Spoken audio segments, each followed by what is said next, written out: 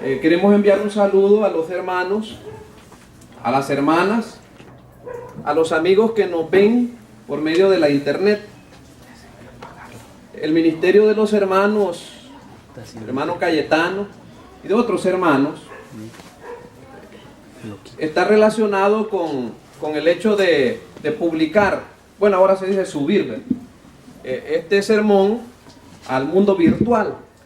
Y sabemos que hay muchos hermanos y muchas hermanas que gentilmente nos ven. Pues queremos enviarles un saludo, hermano. Yo quisiera mencionar todos los nombres de los hermanos que están pendientes de este tiempo, pero obviamente pues no nos es posible, pero sepa que estamos orando por usted y agradecemos su gentileza. Un saludo para nuestro hermano Leonel Villalobos, quien siempre nos ve, así como a nuestro hermano José Luis Díaz. Aquí está la familia, ¿verdad, hermano? Aquí estamos con la familia, les amamos, estamos orando por ustedes siempre. Así es de que esperamos de que en esta mañana Dios nos bendiga y edifique nuestra vida. De igual forma saludamos a los hermanos que por razones que ya dijimos, les es un poco difícil congregarse. Nuestro hermano Obed Díaz, que Dios lo bendiga, lo echamos siempre de menos, pero sabemos de sus ocupaciones, hermano, su trabajo, y estamos orando por usted, para que Dios lo bendiga en cada paso que usted dé, que Dios sea el que prospere su trabajo, hermano, así como su vida espiritual, y así a cada uno de nuestros hermanos, que el Señor les bendiga. Yo quiero suplicarle, hermanos amados, que tengamos una palabra de oración. Yo necesito depender de Dios, hermano, para la exposición de la palabra del Señor, y les suplico que oremos brevemente. Señor, Rey del Universo, muchas gracias por regalarnos la oportunidad de estar delante de su presencia. Padre, nos disponemos a leer su palabra. Señor, por favor, ayúdenos. Que sea su Espíritu Santo quien nos asista. Yo no tengo la capacidad, Señor, de una manera clara poder transmitir el mensaje a mis hermanos. Les suplico que sea su Espíritu Santo el que ministre cada vida. Vamos a iniciar este estudio que tiene que ver con la condenación del hombre inmoral, moral y religioso. Les suplico que nos asista, Señor, y que podamos estar concentrados, que toda nuestra atención esté puesta en lo que vamos a decir en esta mañana. En el nombre de Jesús, amén. Hermanos amados, los hermanos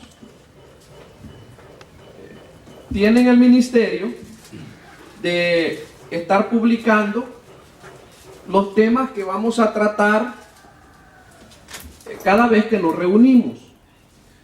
Y quizás algunos hermanos ya vieron de que esta mañana vamos a iniciar un tema, repito, vamos a iniciar un tema que se llama la condenación del hombre inmoral, moral y religioso. Quiero decirles, hermanos, que vamos a seguir con el estudio de la epístola a los romanos. Ahí vamos a leer. Aprovecho para pedirles que abran ya el capítulo número 1 de Romanos. El tema amplio que vamos a iniciar en esta mañana se llama así, repito, la condenación del hombre inmoral, moral y religioso. Eso es lo que vamos a estar estudiando durante los próximos domingos. Y yo espero con la ayuda del Señor estar muy relacionado con este tema, estudiar durante toda la semana estos sermones, para que usted sea bendecido y sea edificado. Por supuesto que es el Espíritu Santo el que ministra nuestra vida. Yo solamente me convierto en un canal a través del cual Dios a usted le habla por medio de su palabra. Entonces, en esta mañana vamos a tratar un subtema en particular. ¿Y cuál es el nombre del subtema de esta mañana? El subtema se llama la condenación de Dios del gentil pecador, o la condenación de Dios del gentil inmoral. Eso es lo que vamos a tratar. Pero quiero pedirle que busquemos los versículos que vamos a leer para tratar el subtema de esta mañana. Ahora, yo quiero decirle algo, como alguna palabra introductoria, antes de que demos lectura a los versículos. Quiero decirle esto, amado hermano. Quiero decirle que la condenación universal de cada individuo, sin importar si la persona es inmoral, es moral o es religiosa, se hace una realidad. Repito, hermano, la condenación universal de cada individuo, independientemente si es una persona moral, si es una persona inmoral o si es una persona religiosa, se hace realidad de acuerdo a lo que dice la palabra de Dios. Es más, hemos estado estudiando la doctrina del Evangelio. El Evangelio son las buenas noticias de Dios al hombre. Pero quiero decirle que el tema que vamos a estudiar esta mañana son las malas noticias del Evangelio. ¿Y por qué son malas noticias? Porque el pasaje que vamos a leer nos habla de condenación. Por eso son malas noticias. Ahora, yo espero, hermanos amados, que lleguemos a una misma conclusión. ¿Cuál conclusión? La conclusión de Dios acerca de la pecaminosidad del hombre. Es decir, ¿qué dice Romanos 3:10? Romanos 3:10 dice, como ahí está adelantito, hermanos, del capítulo número 1, dice Romanos 3:10, como está escrito. ¿Y qué dice la sentencia? No hay justo ni aún uno. Eso es lo que dice Romanos capítulo 3 y el versículo número 10. Ahora, yo quiero hacer quizá un resumen, o quizás sería como un preámbulo acerca de la temática que vamos a tratar durante los próximos domingos. En primer lugar, vamos a comprobar que la persona inmoral o carente de moral, a través de su rechazo de Dios, está condenada ante Dios. En primer lugar. Pero en segundo lugar, vamos a comprobar que la persona moral, y quizá eso sea más alarmante, pero vamos a comprobar que la persona moral también es culpable de los mismos pecados que la persona inmoral, y está igualmente condenada ante Dios. Ese sería el segundo hecho. Pero en tercer lugar, vamos a comprobar que inclusive, óigase bien eso, que inclusive una persona religiosa también está condenada ante Dios. ¿Qué podemos concluir acerca de esos tres puntos? Que cada persona, independientemente si es inmoral, si es moral o si es religiosa, es culpable delante de Dios. Entonces repito, nuestro tema así se llama: la condenación del hombre inmoral, moral y religioso. Hermanos, en la última lección aprendimos los versículos clave del libro de Romanos. Yo quiero que hagamos un ensayo. ¿Recuerda usted cuáles son los versículos clave de Romanos? Dijimos que los versículos clave de Romanos son, en el capítulo 1, los versículos 16 y 17. Esos son los versículos clave. Y yo quiero, hermanos, pedirles de favor o animarles, despertar en usted el interés de memorizar esos dos versículos. Si usted memoriza esos dos versículos, sepa que ha aprendido los versículos clave de toda la carta a los romanos. Esos son los versículos clave. ¿Y qué dice Romanos 1, 16 y 17? Porque no me avergüenzo del Evangelio, porque es poder de Dios para salvación a todo aquel que cree, al judío primeramente y también al griego. Porque en el Evangelio la justicia de Dios se revela por fe y para fe, como está escrito: mas el justo por la fe vivirá. El Evangelio habla de Jesucristo. El Evangelio contiene el mensaje de salvación. Revela el poder de Dios para salvarnos.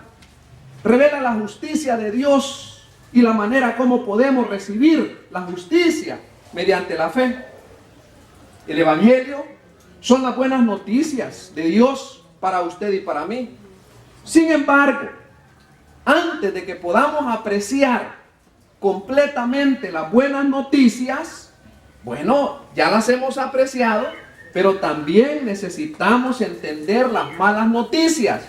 Y esto es lo que vamos a estudiar en la presente lección.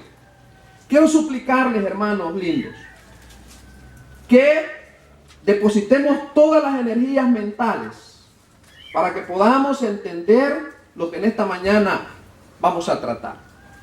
Repito, el subtema para esta mañana se llama, como ya lo dijimos, la condenación de Dios del gentil pecador inmoral. ¿Quién es un gentil? Un no judío. ¿Somos gentiles nosotros? Sí. Somos gentiles, no somos judíos. Y el tema se llama la condenación de Dios del gentil pecador inmoral. Quiero suplicarles, hermanos, que leamos los versículos que corresponden a este subtema, aunque quiero advertirles, solo vamos a estudiar un versículo, pero vamos a estudiar, vamos a leer para que tengamos ya un conocimiento general de todos los pasajes o de todos los versículos que comprenden este subtema. Le pido por favor que veamos capítulo 1, versículos desde el 18 hasta el número 32.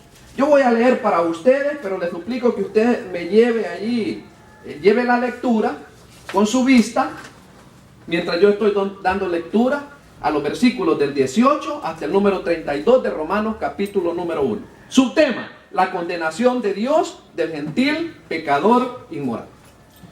Dice el versículo 18: porque la ira de Dios se revela desde el cielo contra toda impiedad e injusticia de los hombres, que detienen con injusticia la verdad. Porque lo que de Dios se conoce, les es manifiesto. Pues Dios se lo manifestó. Porque las cosas invisibles de Él. ¿Y cuáles son las cosas invisibles de Dios? Ahí están explicadas después de la coma, hermano. Su eterno poder y deidad. ¿Cómo las podemos contemplar? Coma, se hacen claramente visibles. ¿Desde qué dice? Desde la creación del mundo, siendo entendidas por medio de las cosas hechas, de modo que no tienen excusa. Versículo 21. Pues habiendo conocido a Dios, no le glorificaron como a Dios, ni le dieron gracias, sino que se envanecieron en sus razonamientos y su necio corazón fue entenebrecido. Profesando ser sabios, se hicieron necios y cambiaron la gloria del Dios incorruptible en semejanza de imagen de hombre corruptible, de aves, de cuadrúpedos y de reptiles. Por lo cual también Dios los entregó a la inmundicia en la concupiscencia de sus corazones, de modo que deshonraron entre sí sus propios cuerpos, ya que cambiaron la verdad de Dios por la mentira, honrando y dando culto a las criaturas antes que al Creador, el cual es bendito por los siglos. Amén. Por eso Dios los entregó a pasiones vergonzosas, pues aún sus mujeres cambiaron el uso natural por el que es contra naturaleza. Y de igual modo también los hombres, dejando el uso natural de la mujer, se encendieron en su lascivia unos con otros, cometiendo hechos vergonzosos, hombres con hombres, y recibiendo en sí mismos la retribución debida a su extravío. Como ellos no aprobaron tener en cuenta a Dios, Dios los entregó a una mente reprobada para hacer cosas que no convienen, estando atestados de toda injusticia, fornicación, perversidad, avaricia, maldad, llenos de envidia, homicidios, contiendas, engaños y malignidades, murmuradores, detractores, aborrecedores de Dios, injuriosos, soberbios, altivos, inventores de males, desobedientes de los padres, necios, desleales, sin afecto natural, implacables, sin misericordia, quienes habiendo entendido el juicio de Dios, que los que practican tales cosas son dignos de muerte, no solo las hacen, sino que también se complacen con los que las practican. Amén, hermanos. Ahí está el pasaje. A mí me parece, hermanos, que es un pasaje contundente, claro, pero siempre es bueno hacer algún comentario acerca de lo que la Biblia nos dice en esta mañana. Hermanos amados, vamos a ver tres aspectos fundamentales. Primero vamos a considerar la ira de Dios revelada. Y eso está ahí consignado en el versículo 18, que es el versículo que nos va a ocupar en esta mañana. Pero también vamos a tratar la ira de Dios merecida. Y eso lo podemos estudiar o ver en los versículos desde el 19 hasta el número 23. Y como un tercer punto, vamos a ver la ira de Dios aplicada o impuesta, de acuerdo a los versículos del 24 hasta el número 32. Ahora yo quiero decirle esto. Fíjese esto, hermano, y esto es muy importante. Quiero decirle, hermanos, que el camino del hombre sin Dios es como una calle de 3 carriles. Fíjense lo que estamos diciendo. El camino del hombre de Dios, el derrotero del hombre sin Dios, del hombre sin Dios, es como una calle que tiene 3 carriles. En un carril, hermanos, como ya lo vimos, va el hombre inmoral. Como Romanos describe al hombre inmoral, el hombre carente de cualquier principio moral, va en un carril. Pero en otro carril, en un segundo carril, va el hombre moral. Porque hay hombres morales. Los lunes a nosotros nos ponen en las escuelas a que hablemos de valores morales. Pero también va en un segundo carril. Pero también va el hombre religioso. ¿Sabía usted, hermanos? Y yo no quiero que me ocupe ese tema en esta mañana, pero siento necesario mencionar. ¿Sabía usted que el carnaval de San Miguel se celebra en honor a una figura religiosa? Bueno, eso usted lo sabe, hermano. Esa es la forma como culminan las fiestas patronales de San Miguel. Y se llaman patronales porque son en alusión a un patrono. Quiere decir que el hombre religioso también ocupa un carril. Pero esa calle de 3 carriles, ¿sabe usted a dónde conduce? Al infierno mismo. Tanto el hombre inmoral, como el hombre moral, como el hombre religioso, tienen el mismo fin. Tienen el mismo final o el mismo destino. Quiero suplicarle, hermano amado, para ilustrar en base a la verdad bíblica lo que estamos diciendo, y que no se crea que yo estoy de alguna manera manipulando la enseñanza bíblica, que busquemos un pasaje. Este pasaje nos va a ayudar para ilustrar lo que ya comenté. ¿Qué dice en el Evangelio de Mateo en el capítulo número 7? Es fácil encontrar Mateo, hermano amado. Le suplico que por favor busque el capítulo 7 de Mateo. Yo le quiero hacer una pregunta antes que leamos el pasaje. Pregunta, hermano.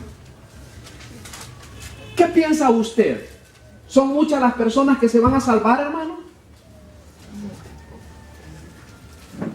Fíjense que cuando Dios le dijo a Noé que construyera el arca era grande, era inmensa, era grande el arca, grande. ¿Y sabe cuántas personas entraron al arca? Usted lo sabe. 8 personas. 8 personas entraron al arca. Alguien pudo haber dicho: se quedó con los platos o con los colochos hechos de ópera. preparó algo enorme y lo dejaron con su fiesta.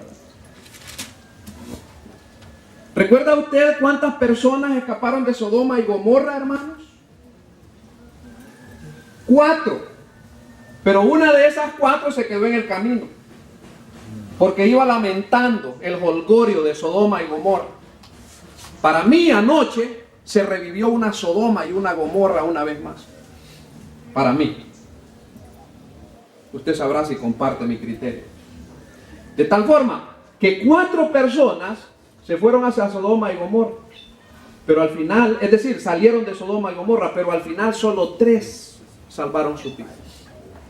La pregunta nuevamente, ¿serán muchas las personas a quienes el Señor va a arrebatar? No, hermano. No. ¿Qué dice Mateo capítulo número 7?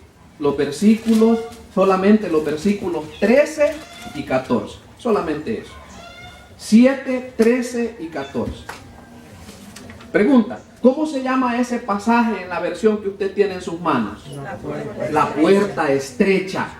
Así se llama. La puerta estrecha. En la versión NBI se llama la puerta angosta y la puerta amplia. Y dice así el pasaje, el versículo 13 y 14 de Mateo 7. Entrad por la puerta estrecha, porque ancha es la puerta y espacioso el camino. ¿Pero a dónde lleva? Que lleva a la perdición. ¿Qué dice después de la coma, hermano? Y muchos son los que entran por ella. Mire. Y muchos son los que entran por ella. Versículo 14. Porque estrecha es la puerta y angosto el camino que lleva a la vida. Y allí la connotación es vida eterna. Coma. ¿Y qué pasa, hermanos, con relación a la puerta estrecha y al camino angosto?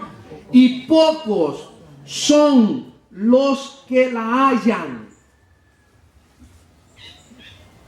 Yo creo que el pasaje es claro y no quiere mayor comentario. Allí se habla de una puerta angosta. Nos vamos a concentrar en esa puerta angosta.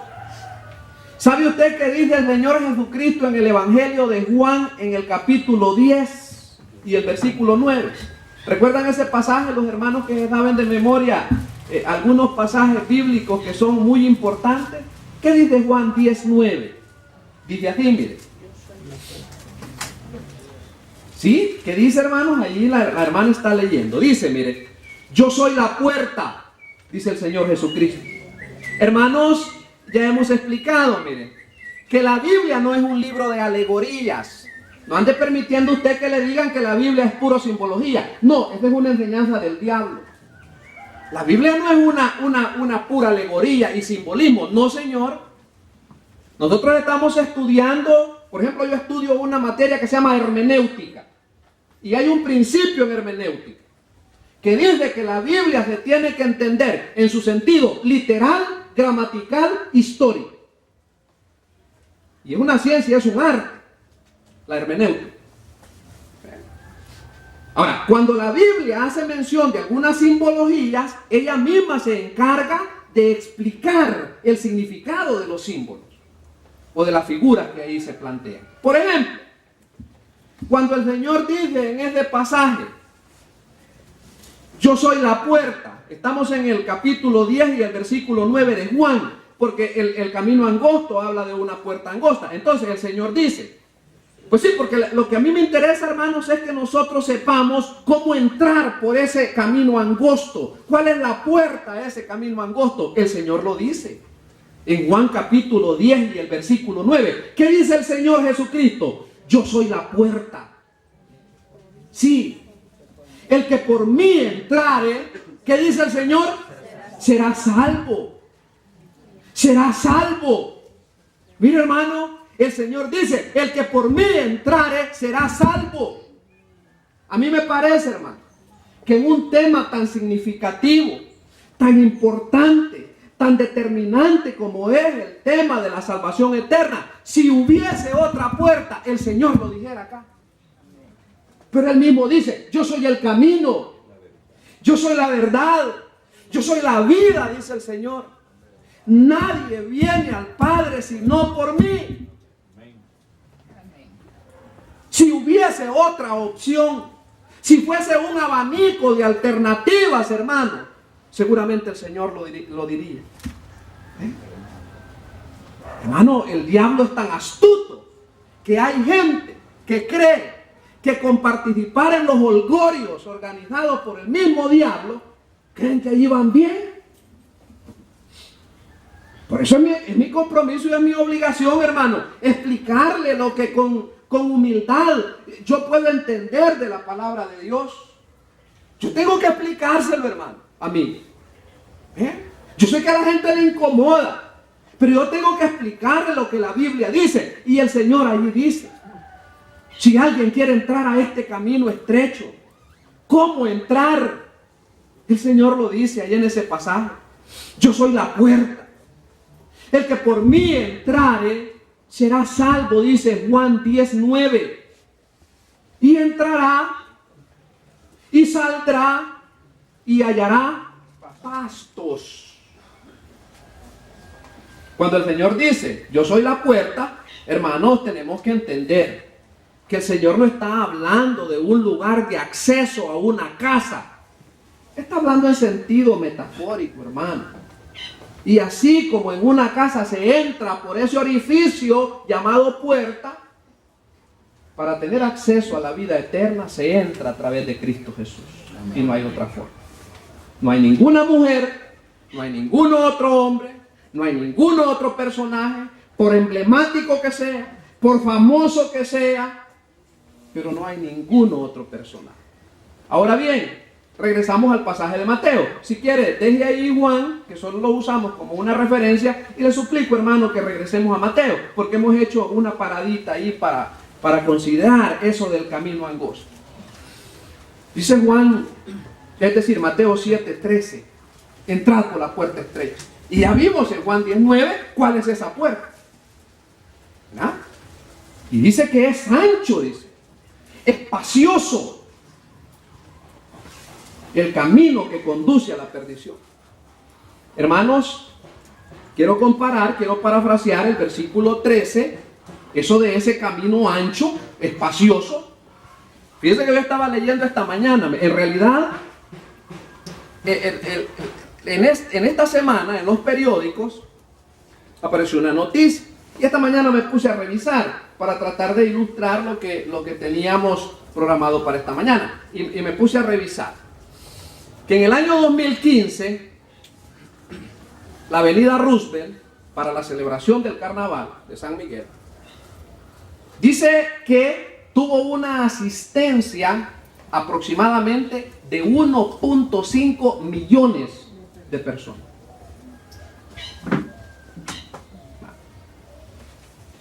Si el dato está equivocado, hay que reclamarle al Altamirano o al otro hombre. Pero eso decía. Y dice claramente ahí, mire, porque ancha es la puerta y espacioso el camino que lleva a la perdición. Y muchos son los que entran por él. Ahora bien, vimos, de acuerdo a Juan 10:9, de que la puerta angosta que conduce al camino angosto, ya vimos quién es. Pero yo quiero suplicarle, hermano, que por favor busquemos otro pasaje. Y como es fácil encontrarlo, siempre en Juan. Pero ahora le pido que busquemos el capítulo número 14. En realidad ya le parafraseé ese pasaje. Pero para los hermanos que van anotando, a mí me interesa pues que usted tenga detalle acerca de lo que estamos diciendo y que usted fundamente lo que estamos diciendo. ¿Qué dice San Juan 14:6? Un pasaje que también muchos hermanos lo conocen. Jesús le dijo, yo soy el camino. Oiga, hermano, en gramática, un conocimiento básico de gramática nos explica que allí camino está en número singular. ¿Qué quiere decir eso? Que es un solo. No hay más caminos. Es un solo camino. Como lo que yo le ilustré el domingo, hermano. Cuando yo fui a conocer el cantón El Altomiro, donde yo trabajé, donde a mí me nombraron por primera vez el Ministerio de Educación, a mí me nombraron un cantón que se llama Cantón El Altomiro, que pertenece al departamento de San Miguel. Y cuando yo fui a conocer aquella escuelita allá, remontada, hermano, como que eran los Alpes Suizos donde vivía Haiti, fíjese que cuando fui a conocer ese lugar, hermano, me encontré a un señor, que después nos hicimos muy amigos. Yo platicaba con él caminaba, un señor bien alto. Y le pregunté, don fulano, le dije, voy para Altomiro. ¿Cómo no? Me dijo, prepárese que vamos a caminar. Mire, le dije yo, y no hay otra forma, algún atajo. Hay un solo camino para Altomiro. O se va por aquí o no llega. Así me lo dijo. Y yo me recuerdo de este pasaje. Porque dice allí, Juan 14:6, yo soy el camino, dice el Señor Jesucristo. Yo soy el camino. ¿Y qué más dice el Señor? Y la verdad. Le preguntó Poncio Pilato al Señor antes de dar su firma para que lo condenaran. ¿Y qué es la verdad?, le dijo Pilato. ¿Qué es la verdad?, le dijo. Como quien dice, eso es relativo, ¿verdad? Lo que es verdad para vos, para mí tal vez no. Yo quiero decirle, hermano, que hay una sola verdad en la cual el hombre debería de interesarse. Y esa verdad es Cristo. Amén. Y el Señor dice, yo soy el camino y la verdad. ¿Y qué más dice? Y la vida. ¿Y qué dice el resto del pasaje, hermano? ¡Qué claridad! Nadie viene al Padre sino por mí. Diáfana claridad en el pasaje, hermano. Entonces, hermanos, yo le estoy diciendo esto porque estamos comentando el primer versículo de nuestro estudio de Romanos. Y le estoy diciendo que el camino al infierno tiene 3 carriles. Ya lo dijimos. En un carril va el hombre inmoral, en el otro carril va el hombre moral, pero en el otro carril va el hombre religioso.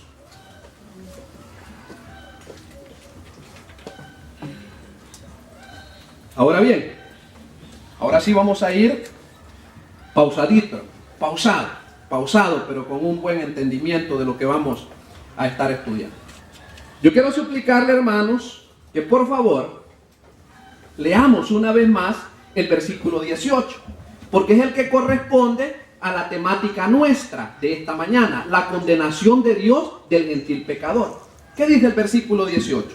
Dice así: porque la ira de Dios, qué tremendo, hermano, ¿está airado Dios? Aquí dice que sí, aquí dice que sí, porque la ira de Dios se revela. Y sabe una cosa, hermanos, en la versión NBI está en un presente activo, no está en un presente simple, como se ve en la versión que usted tiene. En la versión NBI, en lugar de decir se revela, ¿sabe cómo dice? Se está revelando. Aquí tengo a la par yo la versión en la otra columna. Porque la ira de Dios se revela o se está revelando desde el cielo contra toda impiedad. Impiedad, hermano, es un sinónimo de todo aquello en donde Dios está ausente. La ausencia de Dios es impiedad. Pero dice que se revela contra toda impiedad e injusticia o maldad, como dice aquí en la versión internacional. Contra la impiedad, dice, contra toda impiedad e injusticia de los hombres. ¿Y qué hacen los hombres? Que detienen o que suprimen con injusticia la verdad.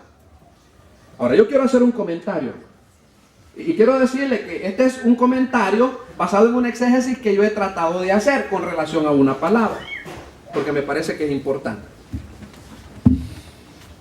En el versículo 18 se menciona la palabra ira. ¿Usted sabe lo que es ira? Y usted me pregunta, Ricardo, ¿y vos te llenas de ira? A veces sí. Sí, a veces sí. Y le pido a Dios que me ayude para no hacerlo, porque me ponen los dedos que me hormiguean. Así, y me pongo feo y me enfermo. Ya, el Señor y alabo al Señor, hermano, porque cuando me enojo me enfermo. Sí. Entonces, ¿me lleno yo de ira? Sí, a veces me lleno de ira. Y dice allí en el versículo la ira de Dios. Pero yo quiero explicarle algo con relación a esta palabra ira. Fíjese. Ira, acá en el versículo 18, se origina de un término en el idioma griego que se lee orgei. Así se dice, ira en el griego, orgei. Y resulta que esa palabra orgei es la palabra que origina la palabra en castellano que nosotros conocemos como orgía. ¿Ya? Espero que vaya tomando sentido. La palabra orgía, de ahí se origina la palabra orgía que nosotros conocemos en el castellano, de orgei. Ahora, una pregunta. ¿Qué es eso de orgía? Bueno, si usted consulta un diccionario, los hermanos ahora con la bendición del internet andan internet en sus teléfonos. ¿Qué es la orgía?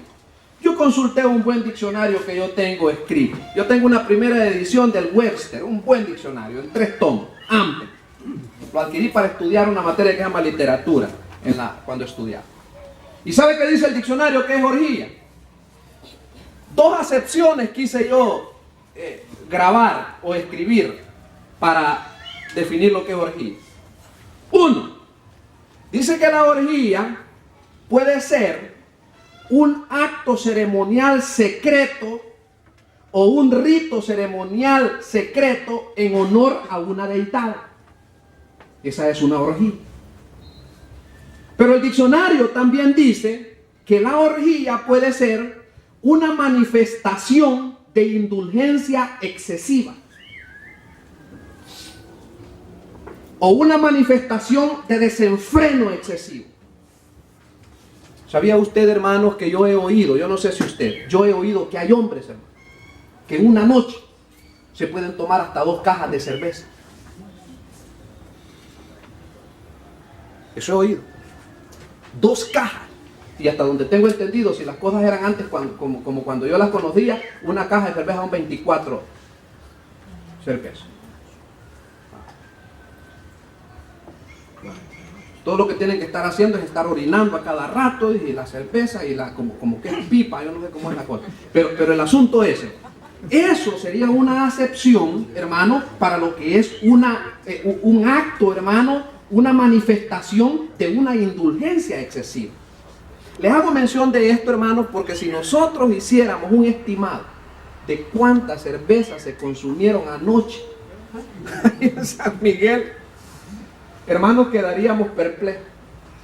Me di a la tarea, hermanos, de revisar algunos datos, porque como ahora eso es posible. Revisé el acta que hacen ahí para los gastos de esa cosa. ¿Y sabe a cuánto asciende el gasto, hermano, del acuerdo que toman ahí para erogar para la celebración de esa cosa? $758,000. Porque hubieron 63 orquestas y grupos musicales. Ahora, ¿estoy molesto yo por eso, hermano? No, me da tristeza. Porque resulta que a veces uno va a un hospital y una simple acetaminofén no la hay. Bueno, aquí hay hermanos que trabajan en hospitales y pueden dar fe de mis palabras. Increíble. Ahora, yo quiero hacer una aclaración y que quede pareadita la aclaración. Me siento yo incómodo o celoso porque los diáconos, si yo voy a participar en eso, los ancianos me van a jalar el aire. No, hermano. Yo soy feliz en Cristo. Amén. Hermano, le garantizo que no añoro absolutamente nada de aquello en lo cual el mundo se divaga. ¿Sabía usted, hermano, que mi gozo sobrepasa el gozo que siente la gente que ve? Sí. 4 y el versículo 7. ¿Qué dice Salmo 4:7? Le estoy diciendo, No añoro nada de eso, hermano. Y lo viví. Yo viví en ese mundo, hermano.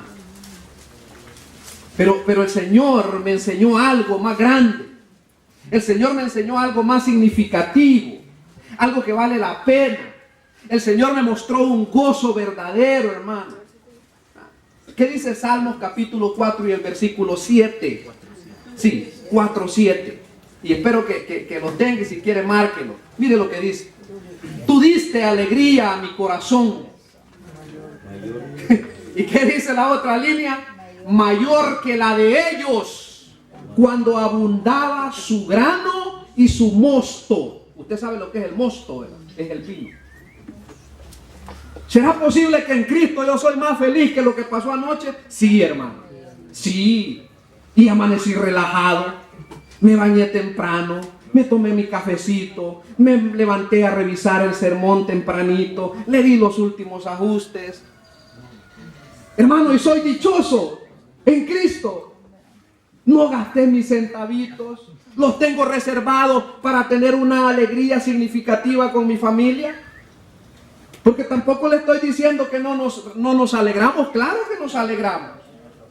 Nos gusta salir con mi familia e irnos a tomar una taza de café. Ir a caminar ahí a los centros comerciales, a ver cosas. Pero somos felices. Somos felices en Cristo, hermano. ¿Añoramos esa cosa? Léame los labios. No. No. Es más, hermano. A mí me causa náusea. Sí. Me causa náusea. No quisiera atravesarme ahorita ahí por esa suciedad. Le llaman el día más triste de los barrenderos, ¿verdad? En el periódico a esta mañana. Sigamos, hermano. Estamos estudiando la palabra orgía y dijimos dos cosas. Que se puede traducir como una ceremonia secreta o un rito en honor a una deidad, o también se puede traducir como una manifestación de indulgencia excesiva, de desenfreno, hermano. En donde no hay ninguna limitante, donde no hay ningún alto. ¿Ve? No hay, hermanos, un hasta aquí. No lo hay. Estamos estudiando la palabra ira. Y hemos dicho que ira en el idioma griego es orgei, que origina orgía. Pero yo me di a la tarea en esta mañana, hermanos amados, y repito, yo no tengo nada en relación a eso, pero estamos estudiando este versículo. Y me parece que es bueno hacer esta aplicación con relación a lo que todos conocemos. Fíjense, hermano, que hay algo interesante. Yo esta mañana quise recordar o quise estudiar con lujo de detalle lo que significa la palabra carnaval. Y sabía usted, hermanos, que literalmente, bueno, de hecho la palabra carnaval es una voz de origen francés. Y carnaval literalmente quiere decir remoción de la carne. Eso quiere decir la palabra carnaval, remoción de la carne. Pero ¿qué tiene que ver lo uno con lo otro? Bueno, ahí hay una razón en los diccionarios. Pero la definición de carnaval en cualquier diccionario en el que yo consulté dice así: que el carnaval era un tiempo o una época de festividad, de mucho jolgorio y de mucho desenfreno que se celebraba antes de la cuaresma. Oiga, la cuaresma es un término religioso, porque la cuaresma es el tiempo de 40 días cuando comienza, hermanos, la observancia de la semana de la pasión de Cristo, según la explicación religiosa o según el calendario religioso. Y dice que se observaba durante la cuaresma, especialmente, dice el diccionario, especialmente era celebrado por la Iglesia Católica. Eso yo lo leí. Consulte el diccionario, hermano, para que no vea que yo estoy forjando la definición. Dice que originalmente se extendía desde la fiesta de Epifanía. La Epifanía se celebraba el 1 de enero y tenía fue cambiando eso con el devenir del tiempo en cuanto a los acuerdos de la religiosidad. Pero la Epifanía, en su parte fundamental, era la visita de los magos al niño recién nacido en el tiempo de Navidad. Esa era la fiesta de Epifanía. Dice que se extendía desde la fiesta de Epifanía hasta el miércoles de ceniza. Eso es lo que dice la definición.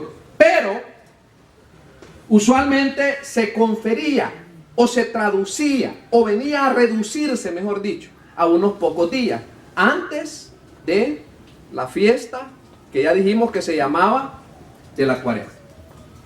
Pero yo encontré otra definición que dice ahí que el carnaval también es cualquier festividad de mucha alegría, en donde se combinan las fiestas de disfraces, un tiempo de exuberancia o de abundancia, o de excesos ritualistas excesivos. También, hermanos, se menciona allí las carrozas. Allí dice las empresas viajeras, dice en el calendario, pero se refiere a una carroza que consiste en diversiones, de lo que nosotros le llamamos exhibiciones en las calles, de juegos de lotería o de suerte, de cosas de diversión, como los parques de diversión y las ruedas y la Chicago y el rock and roll y todas esas cosas, etcétera. Hasta se hace mención de los circos. Eso yo lo leí en los diccionarios con relación a los carnavales. Ahora, ¿qué tiene que ver una cosa con la otra? Regresemos a lo que dice el versículo 18, porque yo no me quiero salir del contexto del pasaje. Porque la ira de Dios se revela desde el cielo contra toda impiedad. Y estamos explicando que ira viene de orgía.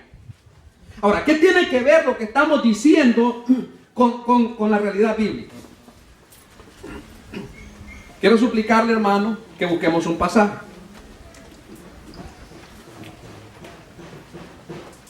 Espero que no sea cansado el estudio para ustedes, hermano. Pero quiero pedirle que busquemos un pasaje que a lo mejor tenga mucha relación con lo que estamos diciendo. Les suplico que vayamos hasta el Antiguo Testamento, al segundo libro de la Biblia. Éxodo, cabal. Éxodo, el segundo libro de la Biblia, en el Antiguo Testamento. Y vamos a buscar el capítulo número 32. ¿Por qué vamos a buscar el capítulo 32? Porque allí había una orgía. Porque allí vamos a ver, hermano, un ejemplo de un tiempo de jolgorio, de exceso. Allí lo vamos a ver.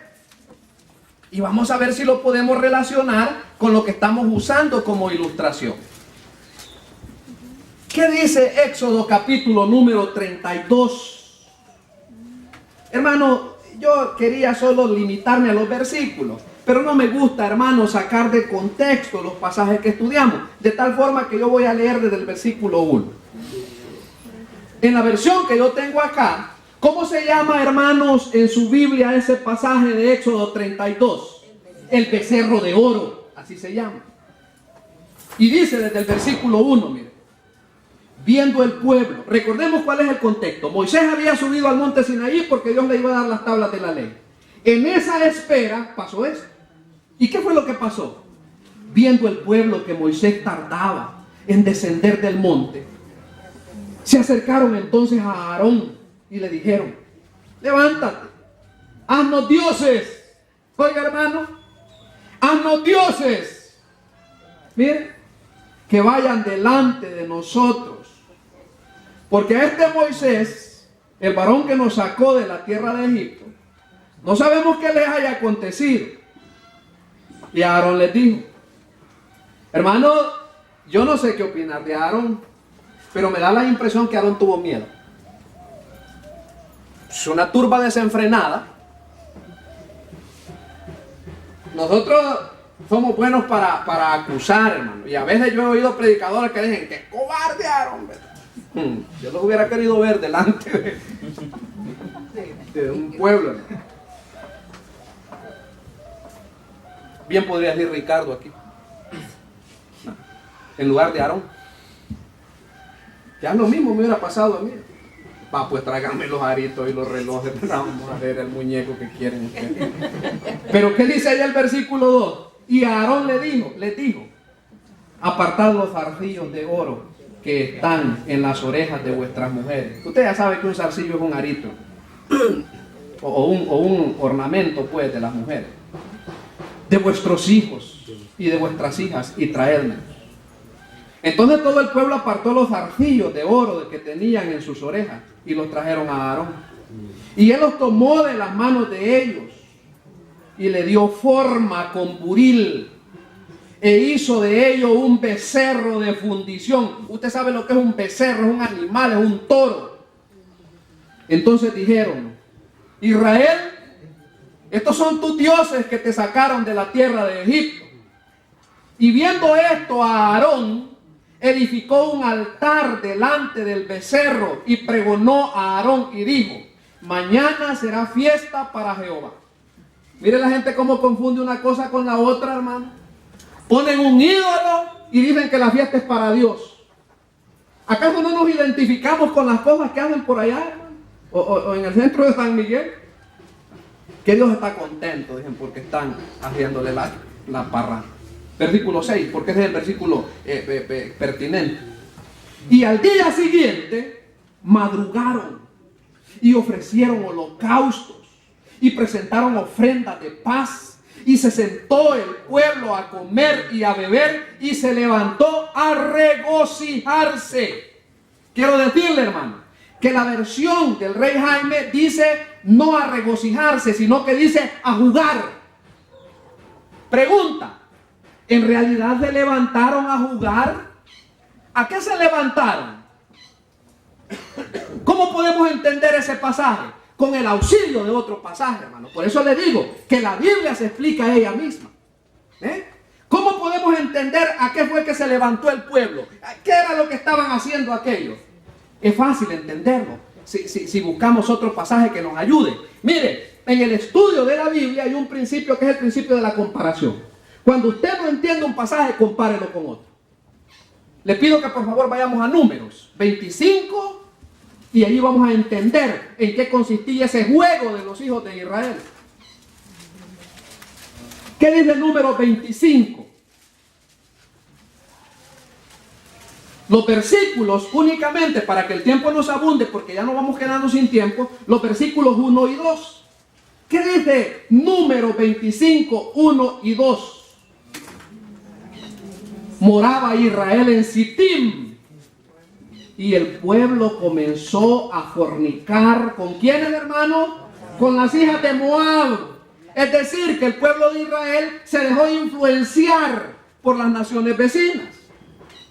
Pero el versículo 2 es revelador.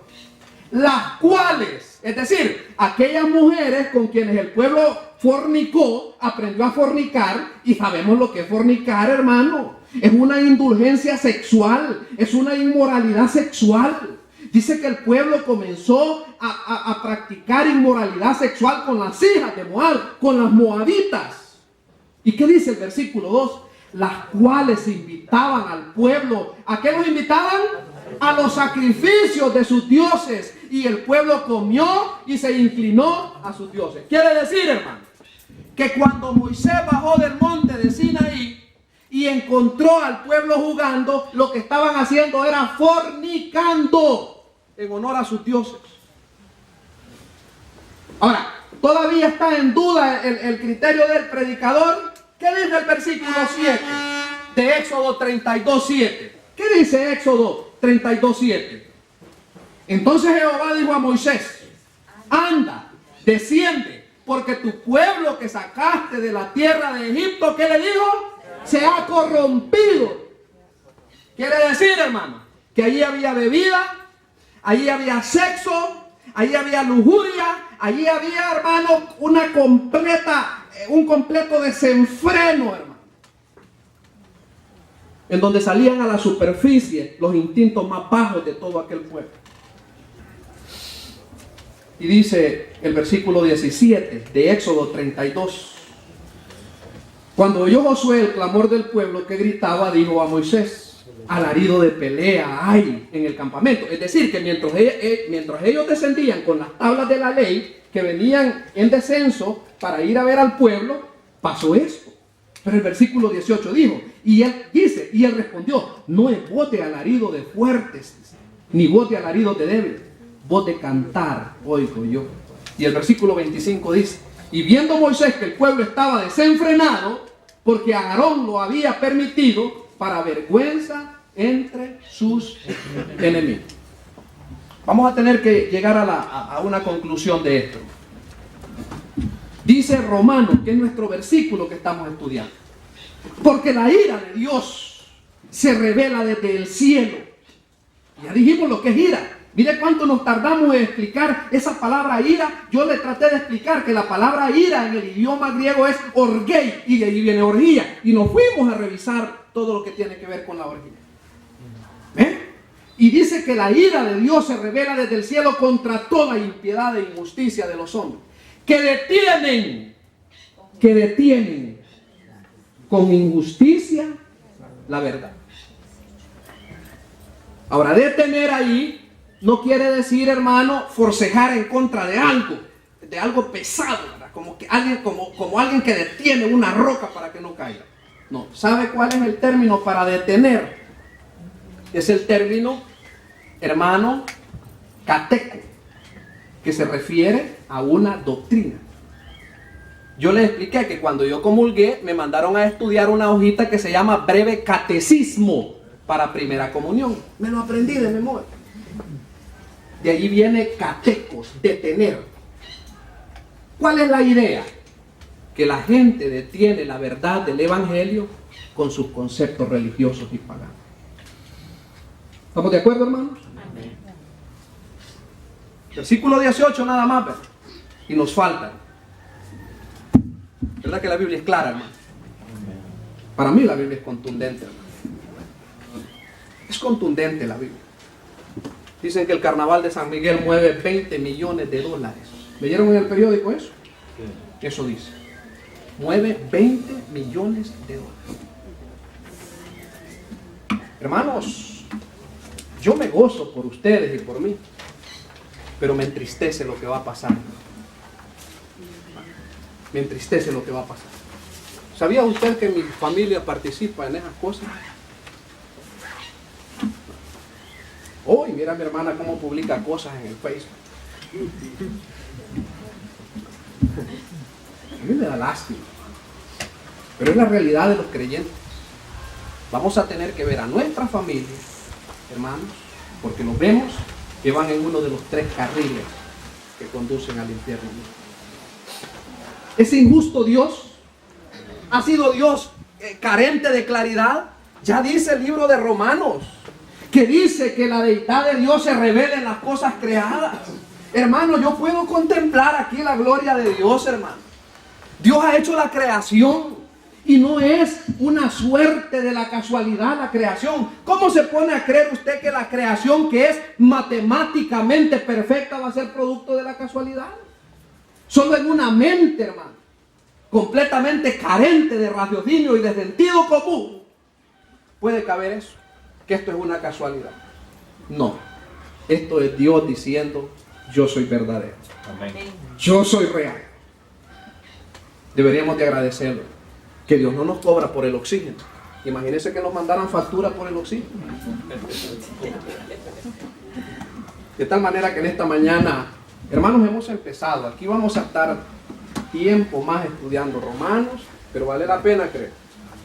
En esta mañana, si hay alguien que nunca ha puesto su fe en el Señor Jesucristo, yo lo quiero invitar, porque tenemos que pasar al tiempo de la cena del Señor. ¿Habrá alguien que en esta mañana quiere poner su fe en Cristo? ¿Quiere confesar a Cristo como su único y suficiente Salvador? Le invito para que tome la decisión. Yo le aconsejo que ya no espere más, que ya no detenga más su decisión. Si en esta mañana usted siente en su corazón el deseo de poner su fe en Cristo, le pido que lo haga. No espere usted cambiar su vida. Entonces no venga a Cristo. Si usted cree que puede cambiar su vida, ¿para qué Cristo? No. Yo le invito a que ponga su fe en Cristo para que el Señor se encargue de trabajar en usted y de bendecir su vida. ¿Habrá alguien en esta mañana que quiere poner su fe en Cristo? Que quiere confiar en Cristo como su único y suficiente Salvador. Lo invito para que tome la decisión de hacerlo en esta mañana, si esa es su decisión. Ya le he dicho que una cosa que siempre hago es respetar la decisión, y a las personas les gusta. Pero yo le aconsejo, no postergue la decisión por Cristo. Una vez más, habrá alguien que en esta mañana quiere poner su fe en Cristo, le invitamos. Nosotros acostumbramos que nos muestren, que nos den una señal para pasarnos, oramos por usted, para pedirle al Señor que lo bendiga y que le ayude. Porque la vida espiritual no es fácil, se lo advierto. La vida espiritual no es fácil. Las batallas primeras comienzan a veces en el mismo hogar, en el trabajo. Pero Dios nos ayuda para salir adelante. Por eso le invito una vez más. Habrá alguien que quiere tomar la decisión de poner su fe en Cristo. Le invito para que lo haga en esta mañana. O quizás hay alguien que también ya ha caminado con el Señor y quiera restaurar la comunión. También la invitación es para usted. Y si no lo hay, pues le invitamos para que siga usted escuchando la palabra del Señor.